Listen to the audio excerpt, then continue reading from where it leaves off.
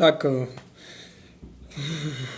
Boleslav dnes bola vo všetkom lepšia a zaslúžene vyhrali. Ťažko sa mi to hodnotí, pretože my sme to dnes totálne presrali a kvôli fanúšikom, ale aj kvôli nám, kvôli našim menám, tak to proste nemôžeme vyzerať a už vôbec nie doma.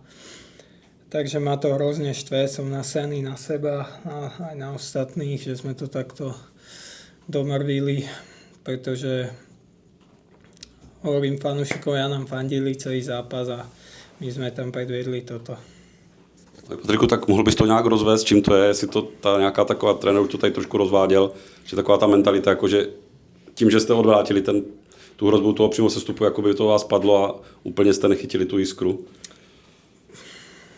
Tak áno, môže to byť aj tou mentalitou a myslím si, že sme boli na zápas dobre nachystaní, ale proste v tom zápase nám to nešlo viac menej nikomu, takže neviem, ťažko sa mi to hodnotí a neviem, čo mám na to teraz tak povedať a proste dneska to bol ostudný výkon. Každopádně ale tu baráž už asi musíte mít v hlavě, že jo? Přece jenom to jsou zápasy vlastně, kdy už se ani nemůžete posunout a to důležitější přijde asi až za ten týden a půl. Však samozrejme, že to máme v hlave, ale proste my sme tu doma strašne veľa zápasov takto odovzdali v tejto sezóne a už sme si mysleli, že už to takto nebude, že sem niekto príde, dá si tú trojku a odíde s 3 bodmi. Takže to ma štve najviac. Keby sme aspoň po dobrom výkone dnes prehrali, tak proste ináč sa mi to hodnotí, ale dneska sa ťažko hodnotí hlavne ten výkon a ten výsledok je úplne zaslúžený. Každopádně bych ještě zůstal u té baráže a u toho, jak té vaší pozice už je jisté, že budete 14. Budete začínat venku, tu baráž, budete končit doma.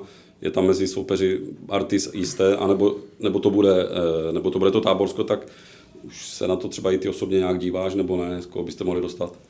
Tak ako na toto sa moc ja nedívam, že koho dostaneme, ale jasné, že to máme v hlave a že musíme sa na to jednoznačne nachystať čo najlepšie a musíme to zvládnuť, pretože hovorím, bola by škoda, keby sme to takto presrali, pretože na jar sme mali kopu dobrých zápasov, aj síce horších, ale aj kopu dobrých, takže musíme to spoločne zvládnuť a ja verím tomu, že sa nám to podarí. A v té baráži teda budete začínat venku, končit doma, může to být nějaká výhoda nebo ne? No, nemyslím si. Myslím si, že určite nás tu doma poženú skôr fanúšikovia, celú sezónu nám fandia, aj keď nám to drvivú časť tej sezóny nešlo, takže za nich, za celý región, za nás, za celé Slovácko, tam musíme proste zomrieť. Děkuju.